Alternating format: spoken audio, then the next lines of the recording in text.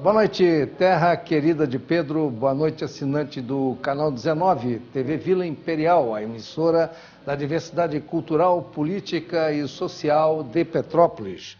Boa noite ainda aos internautas que nos assistem em todos os cantos deste planeta azul, seja pela web em www.tvvilaimperial.com.br ou ainda em www.youtube.com/Dossiê História, onde postamos os nossos programas passados.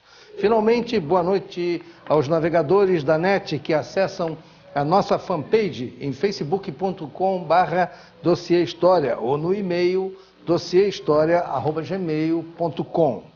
Dossiê História é um programa eminentemente cultural, realizado ao vivo sempre às sextas-feiras a partir de 20h30, com reprises aos sábados e domingos a partir de 22h30.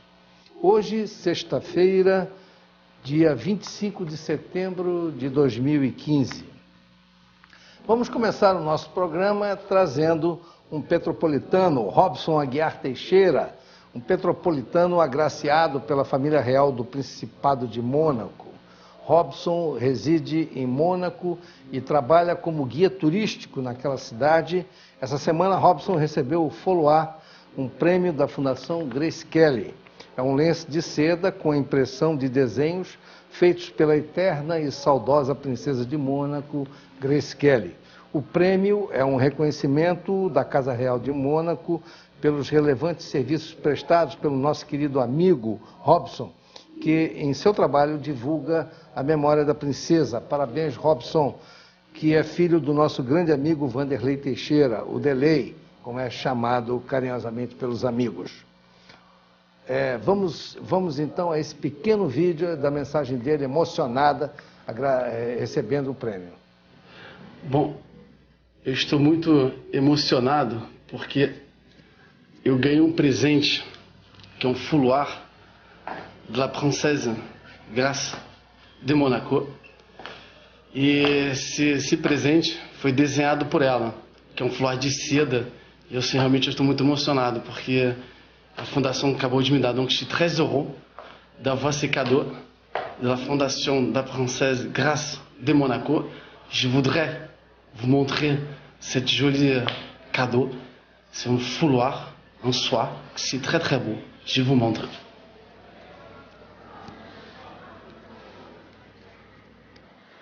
Realmente é uma emoção receber esse presente da fundação da princesa Grace Kelly de Mônaco. Je voudrais vous remercier ce cadeau.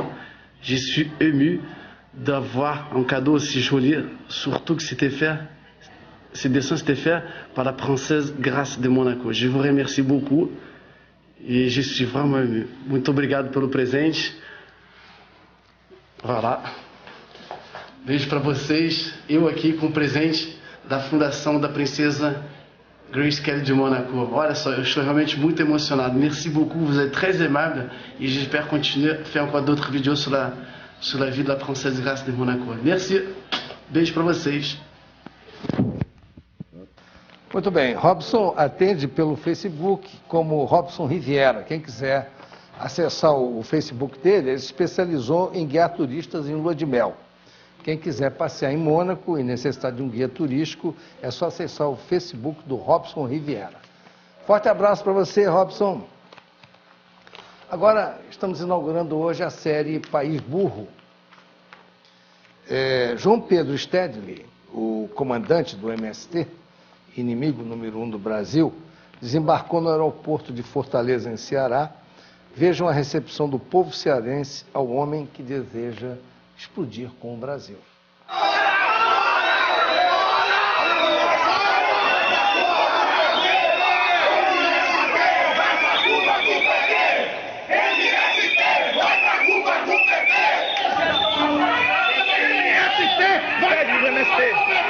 O estádio do MST. Fascista! Fascista!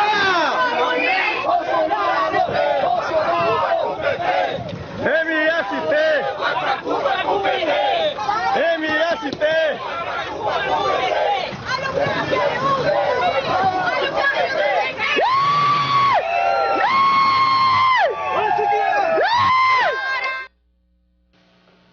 Muito bem. Vamos então a mais um capítulo do Adeus Camaradas. No anterior vimos a destruição do Centro Histórico de Budapeste, que deu lugar a prédios gigantescos, né? Capricho e vaidade do ditador comunista Ceausescu. O capítulo de hoje foca o perfil do homem Ceausescu, origem em aldeia do meio rural, pai alcoólatra e convivência social em ambiente de princípios morais rígidos. Os coleguinhas de infância zombavam de Ceausescu, chamando-o de filho de bêbado. Homem de poucas letras, marxista, limitado pela má formação cultural, ao ascender ao poder impôs um regime repressor e violento a seu povo. Temia o meio rural e por isso destruiu 2/3 das aldeias e a agricultura tradicional daquele país. Utilizou-se da lei de sistematização que realocava obrigatoriamente camponeses em cidades urbanas ou alojamentos coletivos. Trocaram-se as granjas por prédios de concreto armado, muita indignação e revolta do povo. Ceausescu fez a sua vingança particular ao povo camponês. Seu regime impôs alto índice de natalidade e proibiu o aborto pela via da repressão policial, embora os índices fossem altíssimos naquela época. Vamos ao vídeo. Ceausescu avait un père alcoolique. Sergiu Celac, interprète de Ceausescu jusqu'en 1978. Il venait d'un milieu rural, conservateur et patriarcal. La vie y était régie par des principes moraux très stricts et très durs. On peut imaginer que les autres enfants du village se moquaient de lui et qu'ils le traitaient de fils d'ivrogne.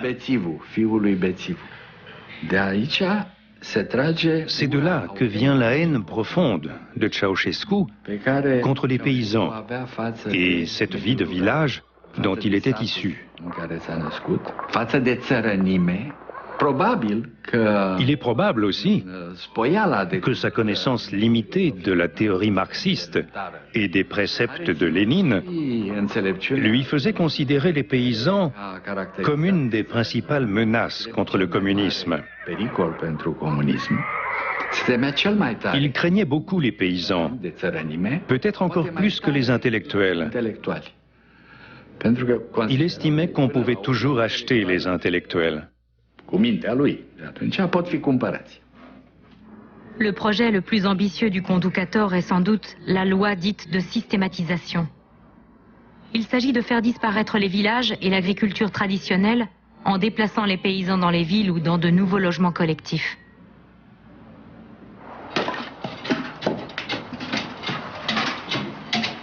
Qu'en pensent les principaux intéressés? Nici copiii, noi nu. Aici. Muncă, prin muncă. Orășan.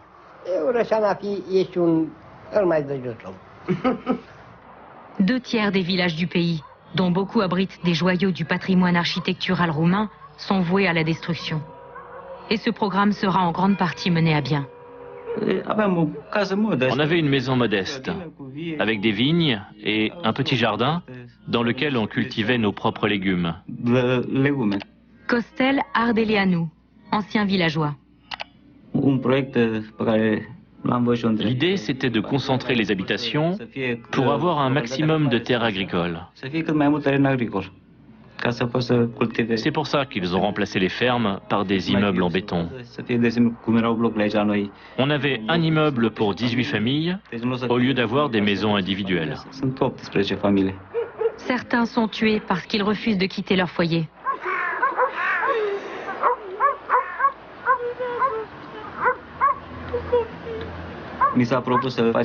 Au départ, ils devaient nous donner l'appartement en compensation.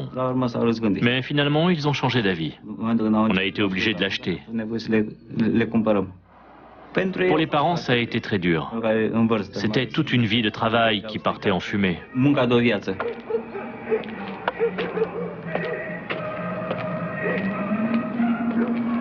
Pourtant, même dans ces bâtiments impersonnels où plusieurs familles se partagent une salle de bain et une cuisine, la vie doit continuer.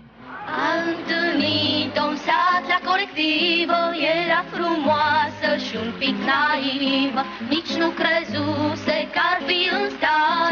On faisait ce que font tous les jeunes gens. Mais notre sexualité était brimée, inhibée.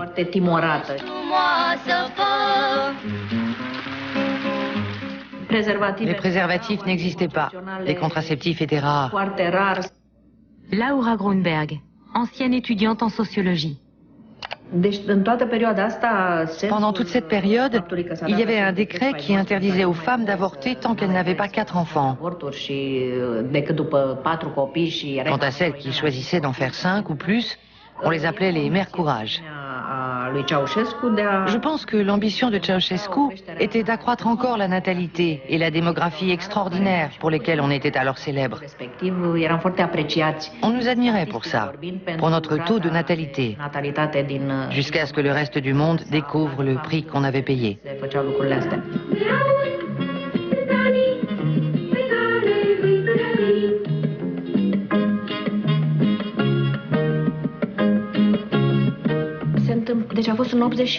C'était en 1983.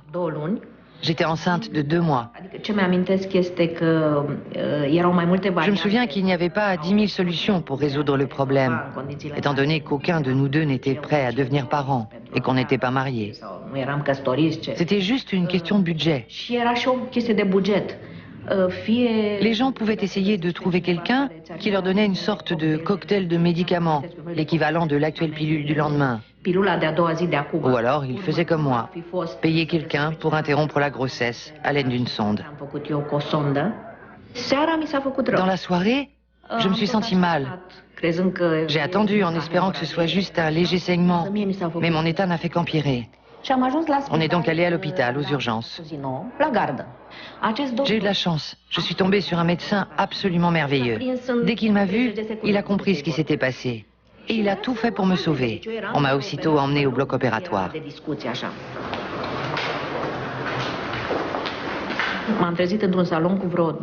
Je me suis réveillée dans une salle avec une vingtaine de femmes d'âge divers. Ensuite, les hommes de la Securitate sont venus interroger celles qu'ils soupçonnaient d'avoir avorté pour savoir qui les avait aidées. C'était très dangereux pour les gens concernés. Et pour nous aussi.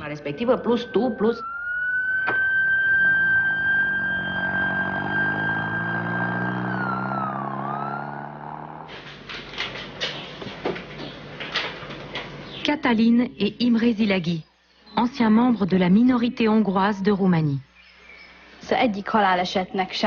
Personne ne devrait mourir comme ça. Ça n'aurait jamais dû arriver. La sœur de mon mari a connu une fin tragique à 20 ans, parce qu'à l'époque, l'avortement était strictement interdit en Roumanie. Elle est tombée enceinte et comme il ne voulait pas d'un deuxième enfant, elle s'est fait avorter clandestinement et elle en est morte.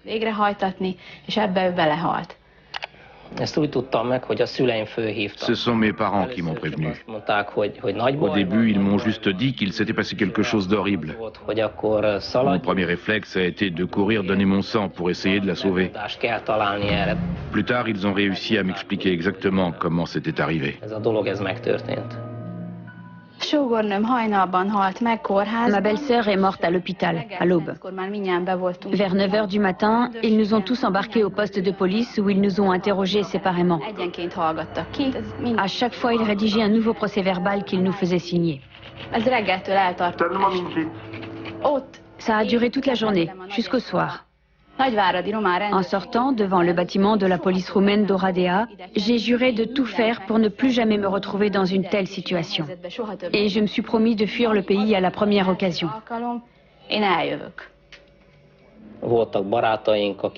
Certains de nos amis avaient réussi à passer en Hongrie. D'autres s'étaient fait attraper.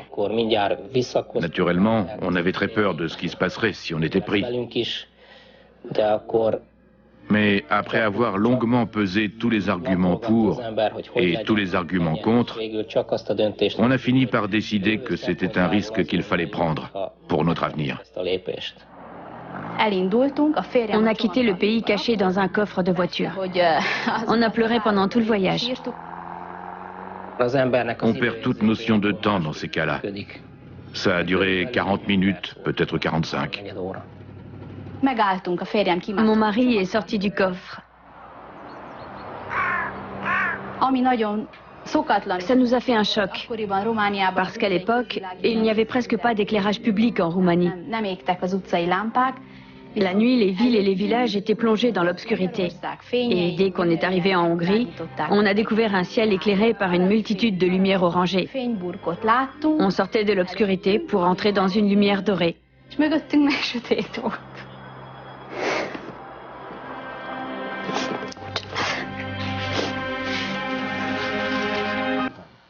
Muito bem, só para dar uma complementação aqui do Stedley, logo depois desse vídeo que ele foi apalpado lá no aeroporto de Fortaleza, ele participou de um evento lá em Fortaleza com a militância, né, do MST, os Inimigos do Brasil. E em seu discurso ele afirmou que não precisa ir para Cuba, porque todo mundo vai para Cuba, vai para Cuba. Ele dizia então o seguinte: não precisa ir para Cuba porque o Brasil já é Cuba. Olha como é significativo isso que ele está falando. Pelo jeito ele sabe o que está falando. O Brasil é um país burro. Eu não tenho a menor dúvida que nós sofremos de uma burrice crônica, porque tudo que está acontecendo no Brasil de hoje, nós já passamos no passado, estamos repetindo os mesmos erros. E isso é uma burrice. É um país burro. Muito bem. Mutatis mutandis, vamos falar de coisa boa. Nosso tema de hoje é a gastronomia. A história da gastronomia. Para falarmos sobre o assunto, convidamos com muita honra o mestre, o chefe José Hugo Celidônio. José Hugo, professor de gastronomia, escreveu inúmeros livros de receita e gastronomia, assina uma coluna no jornal O Globo e manteve um restaurante no Rio de Janeiro por longas décadas, o Gourmet, que funcionava em Botafogo. Boa noite, José Hugo Celidônio. Boa noite. Prazer boa noite. muito grande em tê-lo aqui. É um grande prazer meu estar aqui. E as suas considerações iniciais para o seu boa noite para o nosso público. Olha só, a primeira coisa que me chamou a atenção aqui é que este programa é muito virado para a parte artística e para a parte cultural. E então eu tenho uma historinha para contar exatamente sobre isso, que foi uma honra muito grande que eu tive, mas principalmente demonstra uma modificação num conceito que eu vou explicar. Durante o governo Fernando Henrique, eu fui convidado uma vez para receber uma comenda, que era a comenda da Ordem do Mérito Cultural. E eu fiquei muito orgulhoso, porque foi pela primeira vez que foi comidinhas, gastronomia considerado cultura. Porque até então não era considerado cultura. Era um prazer, era uma diversão, era uma necessidade, mas não considerada cultura. Então eu fiquei muito orgulhoso de ter recebido essa comenda e principalmente orgulhoso pelo reconhecimento que essa profissão, que abrange tanta gente, passou a ter de também ser chamada de cultura. Muito bem. Eu aqui, antes, queria colocar para o nosso público que o José Hugo, ele foi responsável pela vinda da Nouvelle Cuisine ao Brasil, que era um estilo novo, moderno, de culinária francesa, em que adicionava ingredientes finos, frescos, ervas aromáticas, né, simplicidade e imaginação ao preparar os pratos. Quer dizer, comer por si só não era suficiente, era necessário que o prato tivesse toda uma harmonia em cores, em apresentação, em gosto, em sabores, né? Eram os arranjos criativos. A apresentação visual deveria ser impecável. Olha, isso nós estamos falando lá atrás. Hoje todo mundo já sabe, porque a gastronomia está difundida hoje na televisão, existem grandes programas de audiência sobre a gastronomia, mas eu estou falando lá atrás. E havia também uma opção de molhos, chamados molhos magros, que compunham os pratos. Então, nesse contexto, a importância de José Hugo Celedônio, porque foi ele o precursor, foi ele o homem que trouxe essa cultura, esse estilo para o Rio de Janeiro. E muitas coisas, muitas histórias interessantes aconteceram no choque cultural até dos seus clientes, não é verdade? Então eu gostaria, Zé, que você colocasse para nós como foi esse movimento, como você teve essa ideia de trazer a Novelli Cuisine, como é que foi todo esse processo inicial? Bom, eu já gostava de cozinhar, gostava de aprender receitas novas e tal. Eu tive o privilégio de ter morado em Paris, muito jovem, com 19 anos, já morei 2 anos lá.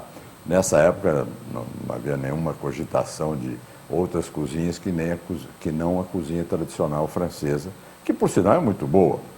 Mas aí então surgiu, e eu tive a oportunidade de viver isso lá também, porque eu ia frequentemente lá para a França, e surgiu esse movimento chamado Nouvelle Cuisine, que teve muita crítica de muitos setores, que gente dizia que a Nouvelle Cuisine era uma forma de servir pratinho pequeno com boa apresentação, etc.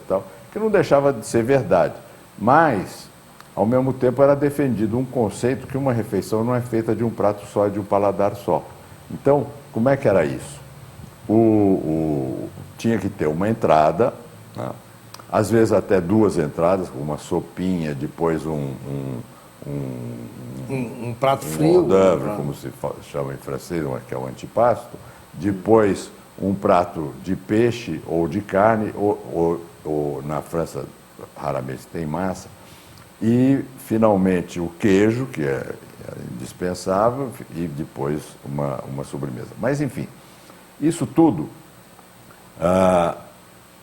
trouxe nesse movimento a forma diferente de apresentar os pratos, né? Ou seja, quando isso foi batizado de Nouvelle Cuisine, que não foi curioso o seguinte, esse nome não foi uma invenção dos autores, foi dado pela imprensa, dizendo, aquela cozinha nova, etc. Daí acabou surgindo esse nome da Nouvelle Cuisine. Os precursores disso na França foram o Paul Bocuse, o Pierre Troisgros, que é pai do nosso Claude, o Georges Blanc, enfim, uma série de chefes esparramados por lá e que começaram a praticar uma cozinha mais leve, com uma apresentação bem bonita e fazendo parte de um menu que precisava se completar. Não era por jeito, tem coisas muito gostosas da comida tradicional francesa, mas que você vai comer um prato e acabou. Você se empanturra daquele prato e não tem condições de comer mais nada. Então, essa Nouvelle Cuisine teve esse mérito e depois teve um momento que ela foi meio bombardeada, achando que era modernidade, que não sei o quê. Acabou que sumiu até a expressão Nouvelle Cuisine, mas permaneceu o seu espírito em todos os restaurantes da França. Até nos bistrôs tradicionais, hoje você encontra pitadas dessa cozinha mais moderna. Muito bem. Então está explicado aí a origem disso, né? E como foi que começou aqui no Brasil você? Porque você era de uma outra atividade. O seu negócio era fazenda de café. Mas... E como surgiu a ideia de implementar isso? Quando eu vim morar no Rio, essa é uma história que não é todo mundo que conhece. Eu e minha mulher viemos morar no Rio de Janeiro porque eu gostava do Rio de Janeiro. Eu sou de São Paulo. Sim. Eu e minha mulher somos de São Paulo. E eu adorava o Rio de Janeiro, vinha para cá muito como solteiro, vinha toda a época, a temporada, agosto, que tinha aquela temporada do Grande Prêmio Brasil, etc. Tal, vinha muito para cá, como turista. Aí, depois que a gente se casou, eu disse, vamos morar no Rio de Janeiro? Ela disse, vai fazer o quê? Eu digo, não sei, eu tenho dinheiro para aguentar 2 anos lá, vamos lá. E aluguei um apartamentinho no Leblon, E aí, um belo dia, eu resolvi ir fazer um passeio em Paquetá. E Paquetá, aquela barca, era um desastre, né? Acho que ainda é até hoje. Eu digo, sabe o que está fazendo falta aqui? É um barco para se passear aqui, um barco bacana para se passear por aqui. E eu fiz o primeiro Batomushi, que teve que fazia o circuito na Baía de Guanabara. Teve um problema no final, mas eu já tinha vendido há algum tempo. Um acidente sério. Mas, e aí, de repente, ele saía ali do Corpo Marítimo de Salvamento, ali em Botafogo, do lado do Yacht Club. O que acontecia? Eu precisava mandar comida a bordo para as pessoas poderem ir num passeio grande, por exemplo, indo para Paquetá, etc. Foi aí que eu comecei a me interessar por uma cozinha profissional. Um belo dia, o chefe principal lá pediu demissão e eu encarei a cozinha. Então foi ali, nesse momento, que eu comecei a efetivamente cozinhar. Eu gostava de comer bem, conhecia bem, mas aí que eu comecei a cozinhar. Bom, passou mais tempo e eu resolvi, então, começar a escrever também sobre isso. Mas eu digo, não, o Rio de Janeiro está precisando.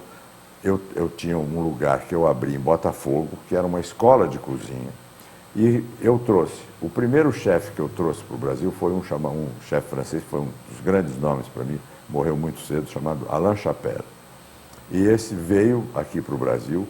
Nessa época eu não tinha minha cozinha formada lá, a gente organizou no Copacabana Palace, que o pessoal era meu amigo, numa cozinha desativada que tinha lá, e eu tenho foto dessas aulas numa cozinha que era uma cozinha que estava abandonada. O Copacabana é muito grande, tinha áreas grandes e tudo. E então foi esse primeiro, o Alain Chapelle. Em segundo, foi o Pierre Troagro, que eu cheguei lá no restaurante dele depois do almoço, cheguei para ele e disse, olha, queria convidá-lo para ir para o Brasil, para dar umas aulas de cozinha, etc. e tal. Ele topou, porque a grana que eu pagava não era nada extraordinário e tal. Ele topou porque o jovem filho dele, o Claude, estava trabalhando num restaurante no Rio de Janeiro, então ele topou vir em condições, principalmente porque o Claude, que era garoto ainda nessa época, já estava morando aqui. Veio, foi um sucesso, aulas aqui, aulas em São Paulo, etc. e tal. O terceiro desses grandes chefes franceses, todos eles 3 estrelas, um Guia Michelin e tal. O terceiro foi o Georges Blanc, que era o mais novo deles, mas também 3 estrelas. Todos, nenhum de Paris, todos eles do interior da França. O Georges Blanc veio também, foi um grande sucesso. E isso deu um impulso grande, porque gerou muita notícia, gerou muita coisa. Nessa mesma época, paralelamente, um restaurante que... Estou contando um pouco a história. Isso aqui é interessante. Um restaurante que surgiu em Copacabana, italiano, do Dânio Braga, que foi o responsável, no meu entender, pela valorização do vinho nas refeições. Porque até então, eu me lembro que entrava no Bec Fan, um restaurante francês. Me lembro do Bec Fan. Em cada mesa tinha uma garrafa de uísque. Não se tomava vinho.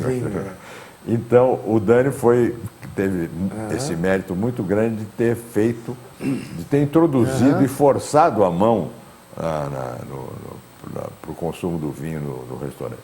Enfim, tudo isso foi mais ou menos entre o finalzinho da década de 70 e o começo da década de 80.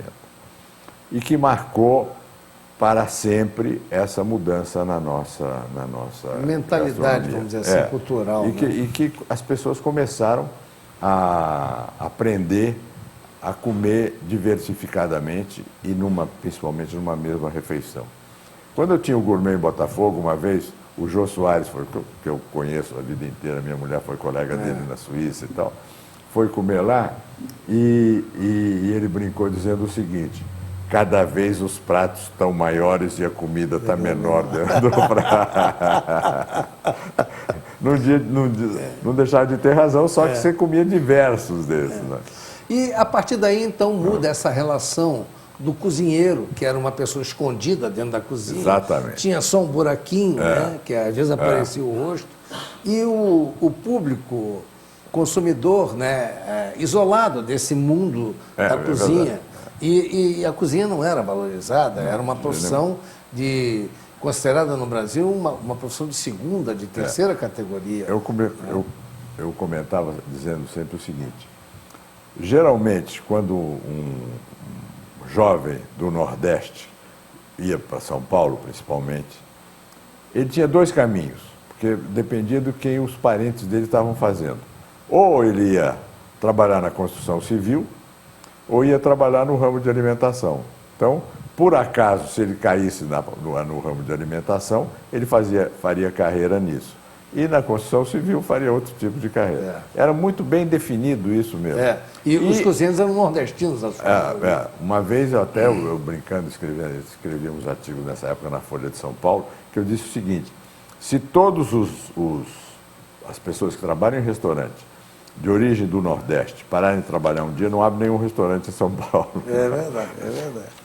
Muito bem, agora passamos um pouco para a nossa cozinha regional, né? Que eu vejo com muita tristeza. Eu estava lhe contando em off sobre uma viagem longa que eu fiz. Fui fazer um trabalho em Belém e lá eu tentei ir a um restaurante para comer um pato ao tucupi, comer aquela feijoada, agora lembrei o nome da maniçoba, né? Aquela erva braba que eles têm lá, né? Que é tirado do aipim brabo, né? E que é muito interessante, mas em pouquíssimos lugares que praticam a comida. E os restaurantes são o quê? Moderninhos? Tudo moderninho, é a mesma coisa como no Rio de Janeiro, é lanchonete, comida aquilo. E eu só descobri um restaurante que mantinha, o resto você tinha que comer lá no mercado, se quisesse comer aquela comida tradicional. Mas o mercado realmente é muito sujo, não me apeteceu, eu só tive coragem de comer numa barraca que eu vi que era mais limpinha, mas era muita sujeira. Então, essa comida regional, que alguns chefes estão tentando resgatar, tem um na Bahia, por exemplo, que mistura aquelas frutas regionais, fazendo os molhos na comida, aliás, ficou consagrado com isso. Tem alguns até franceses que estão utilizando, chefes franceses estão utilizando muita coisa da Amazônia. Como é que você está vendo esse contexto aí? Primeiro, deixa eu pegar um gancho do que você falou aí, dos chefes franceses. Ora, alguns chefes franceses foram responsáveis pela elevação do conceito de muita coisa típica daqui do Brasil. Vou dar alguns exemplos. O Claude mesmo foi um que lançou e que passou a usar o aipim em pratos dele. Eu estou querendo me lembrar agora o outro que era daqui do Rio e que foi para São Paulo, onde está lá agora, e é um dos que representa o Bocuse d'Or, essas coisas, como é que ele chama mesmo? Que foi chefe do restaurante lá do Meridiano na época, que era uma gestão do Paul Bocuse. Ai, meu Deus. Bom, mas enfim. Não é o Troglo. Mas, enfim, que ele foi o que começou a valorizar os produtos brasileiros. Então, por exemplo, o aipim, né, que em São Paulo chamam de mandioquinha, né? O outro, o que é mesmo, meu Deus do céu? Eles substituíram também o creme de leite essa coalhada. Mas, enfim, então, produtos nossos que eram comidos em casa, que nenhum restaurante tinha coragem de botar no menu, porque achavam micho, eles, franceses, é que valorizaram isso. Valorizar. E foi uma coisa curiosa. Agora, o que vem da minha terra é a botarga, né, que é uma espécie de... Você é catarinense? Eu sou de Florianópolis. Ah, muito bem. Eu sou barriga verde. Eu comi muita tainha, muita ova de tainha, da época tradicional, que nós fazíamos ela assada no forno. E aquela ova era feita com recheio, junto com farofa e tal. Era assim como nós comíamos. Mas, outro dia, vendo um programa de televisão que você estava sendo entrevistado, você falou na botarga. E eu me interessei e resolvi pesquisar. Então, a botarga, que é hoje um processo industrializado da ova da tainha, né, que pode servir no farelo. Eu vi, por exemplo, um chefe italiano usando lá da Itália, butarga, lá é butarga com 2 T's, né, que são peixes do Mediterrâneo, e ele fazendo um espaguete. O espaguete era botarga, é um clássico. Botava, e jogava aquele farelo da botarga em cima, até para enfeitar o prato e dar um gostinho. Né? Como é que está esse processo da nossa botarga com a ova da tainha? Bom, primeiro de tudo teve um problema aqui. Eu adoro ova de tainha, fresca mesmo, seja grelhada, seja tudo. Sabe que uma pessoa que achava o melhor prato do mundo, ova de tainha, fresca desse jeito, o Carlos Lacerda. Ele dizia sempre isso, eu li coisa dele, que ele adorava a ova de tainha de N maneiras preparadas.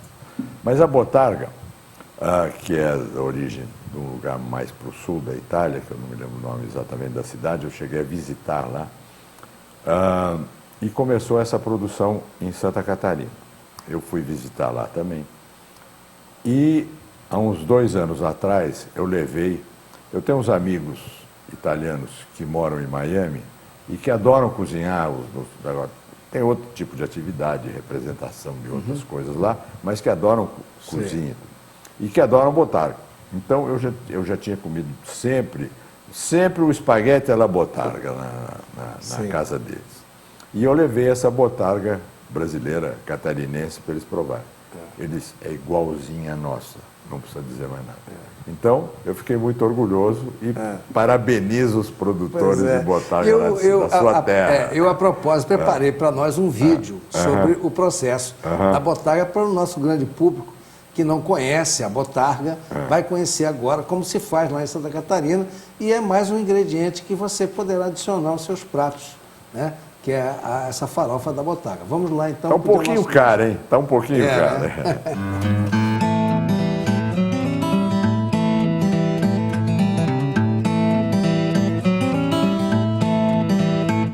Tá aqui a botarga, ela parece um doce de abóbora, né? Se você olha assim, você fala, pô, isso aqui é um doce de abóbora. Ela parece mais uma linguiça até, né? E um doce de abóbora, um pêssego seco, um damasco.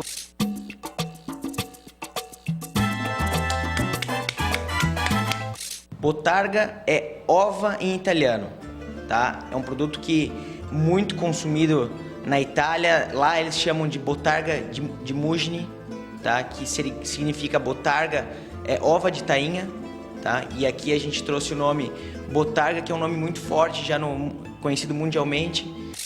Ela não tem um cheiro, só tem um perfuminho de peixe, mas não é nada forte. O peixe é a tainha. A tainha é um pescado que dá agora no inverno, no mês de maio, junho, e é pescado aqui na costa catarinense, sai lá da bacia da Lagoa dos Patos, enfim, ela sai do pescado chamado tainha. Então ela é tirado da fêmea, somente a fêmea tem a ova. Não dá para imaginar que isso sai inteiro do peixe, né? Da onde é que vai sair isso do peixe? Porque o peixe às vezes é pequeno, sei lá, não sei, e sai tudo isso. E aí você, quando olha aquilo saindo do peixe, eu que não tô acostumado com peixe, nunca abri um peixe, então só de olhar você fala, pô, o que é isso que saiu do peixe? Pô, o peixe tá estragado, sei lá. Se tu for ver ela dentro do peixe, abrindo o peixe, pode até causar uma indigestão. Mas a gente faz ela, é uma tradição. A gente abre a barriga, tira a ova de dentro da tainha, para então ser congelada. É um produto exótico e ova, né? Ovo traz um pouco de uma parte afrodisíaca e estimula certas pessoas e...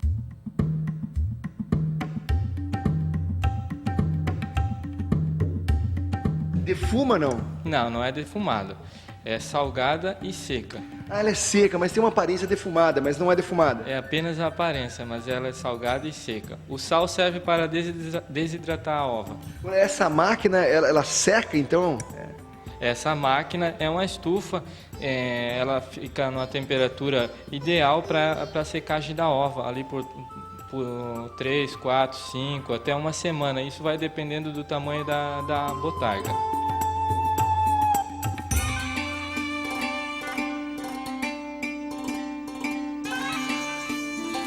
Cortou a botarga e vinha umas lâminas, assim, parece uma vela, né? Ele cortou, é bem estranho, fica transparente, é bonita, né? Então, Já peguei 3 de uma vez aqui, ó. Ele passou um azeite de oliva, então ficou muito boa. Muito boa mesmo. Engraçado é que com um pozinho ela fica mais forte, mas na lâmina ela fica muito saborosa. É super rica em ômega 3. Como a gente faz que ela é desidratada, ela é consumida desde o século IX. Foi introduzida pelos fenícios, grandes navegadores, grandes gourmets. É muito mais saudável. Ela é rica em ômega 3, ela é rica em proteína. É um produto muito legal, que é um produto pronto.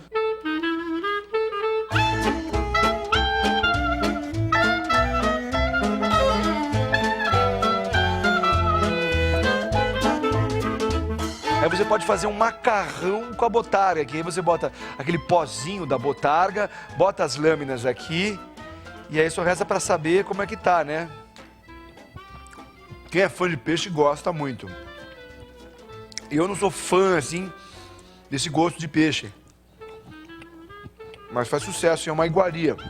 Na Itália é sucesso. O gosto da ova, da botarga, é um gosto do mar. Né? Não é especificamente sabor de tainha, sabor de peixe, sabor de camarão. É o sabor do mar.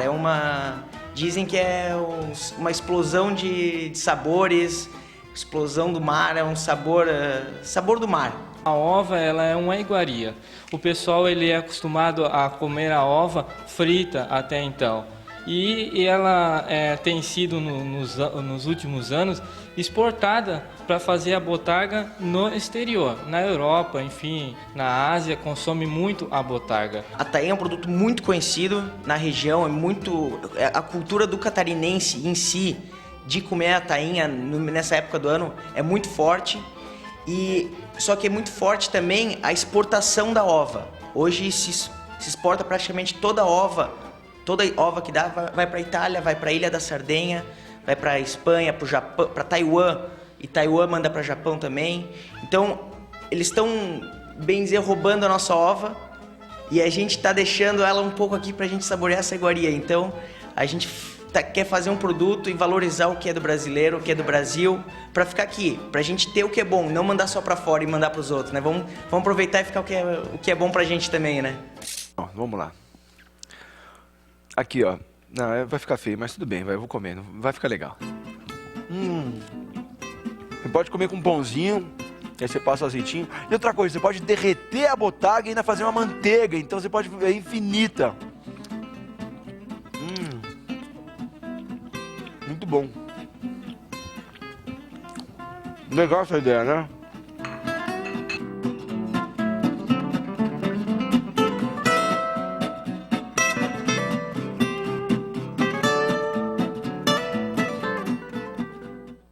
Muito bem, estamos aqui hoje conversando com José Hugo Silidoni, o mestre dos mestres da culinária no Brasil e da gastronomia. Zé Hugo, agora eu gostaria de falar sobre um tema interessante, que é o alho e a cebola. Nós brasileiros temos um vício, é quase que um vício, um bom hábito, né? De utilizar assim com muita intensidade o alho e a cebola. Toda a nossa comida é temperada com alho e cebola.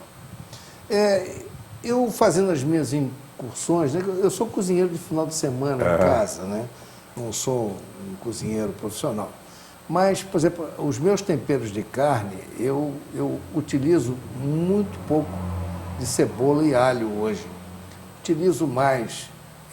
eu faço, às vezes, temperos com sementes e ervas aromáticas. Certo. Às vezes, para temperar uma carne, principalmente uma ave, eu uso, às vezes, 18, 19 ingredientes.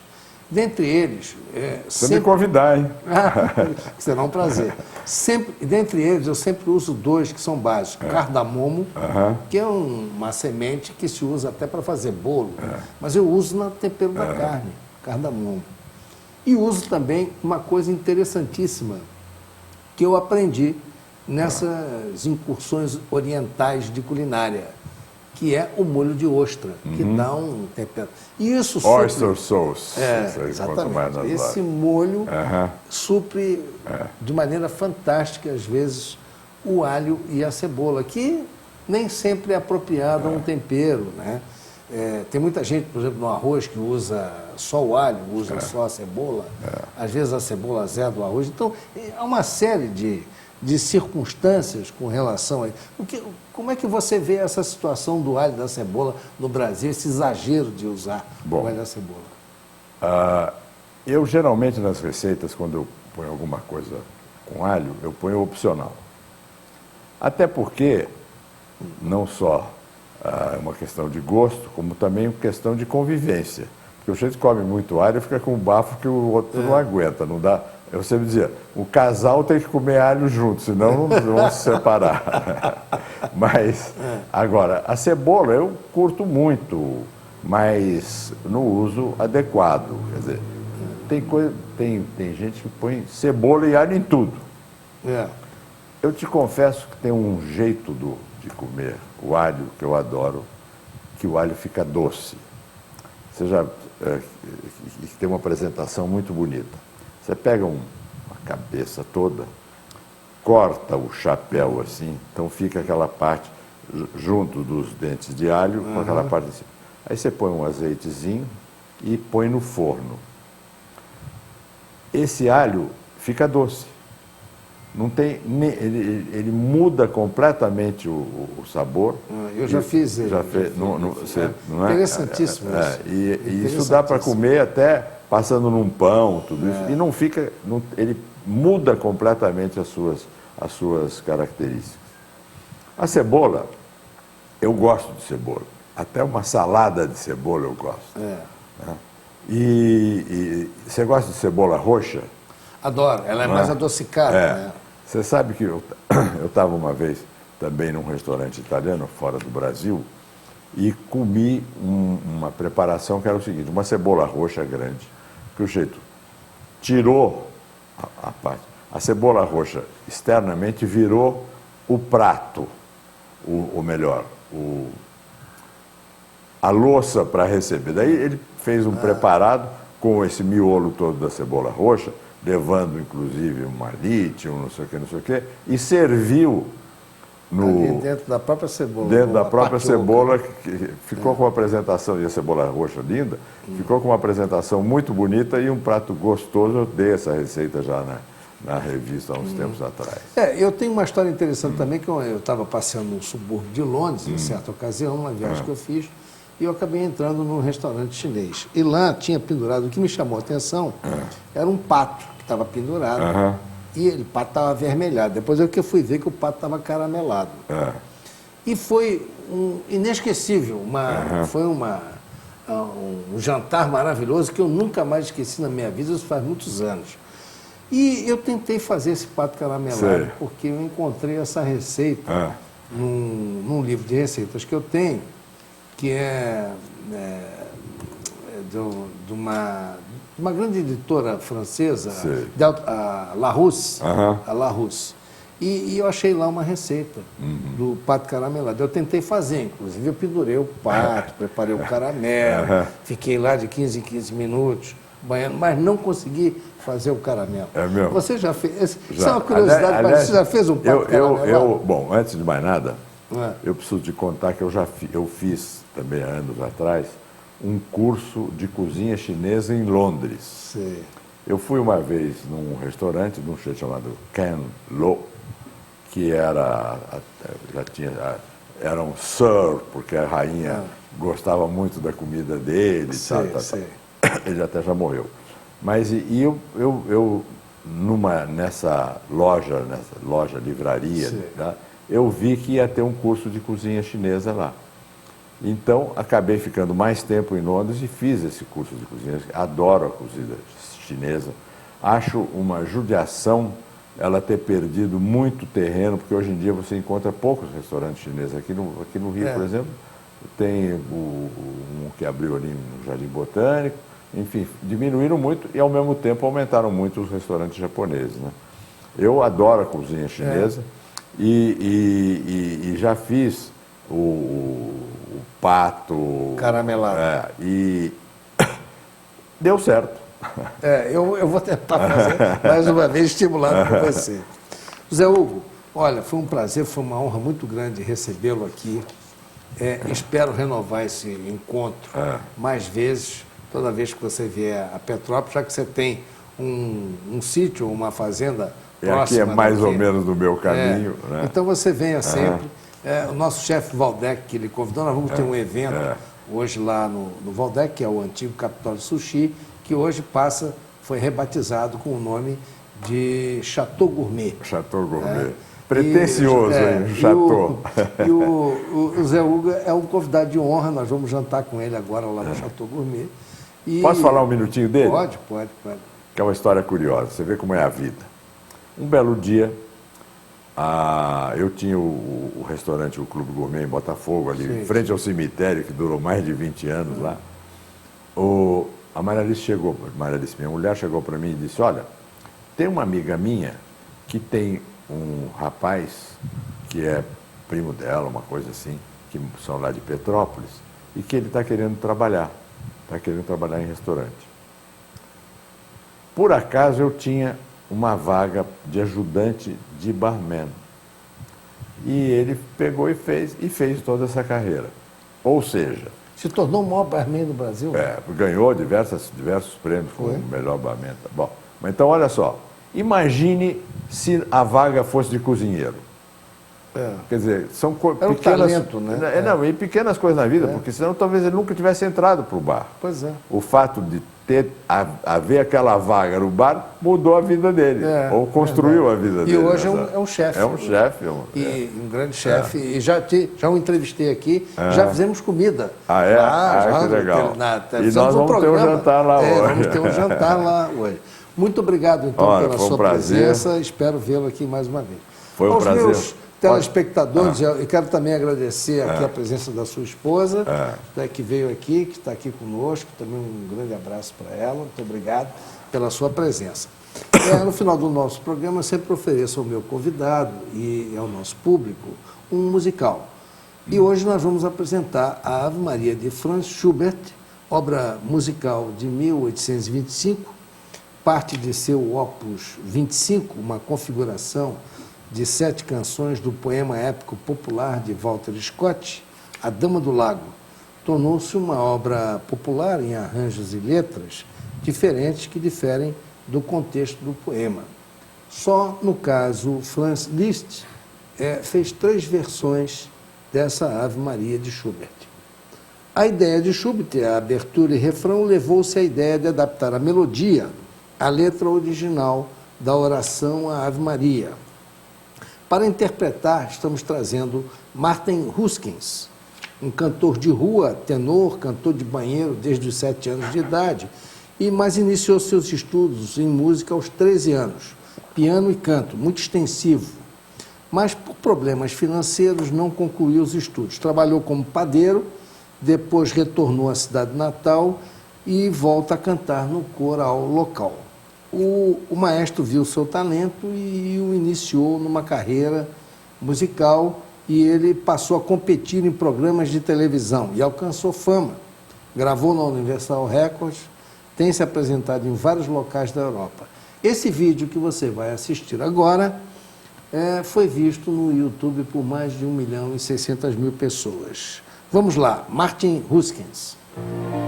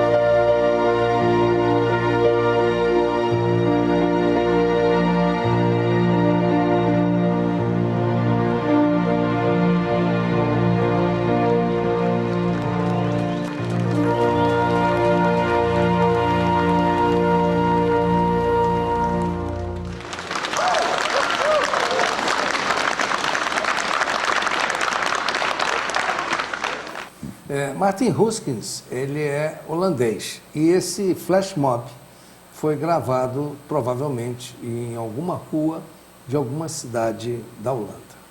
Meus amigos, estamos chegando ao final do nosso programa. Quero aqui mais uma vez agradecer a presença do nosso honrado e honrosa companhia que tivemos aqui hoje, José Hugo Silidoni.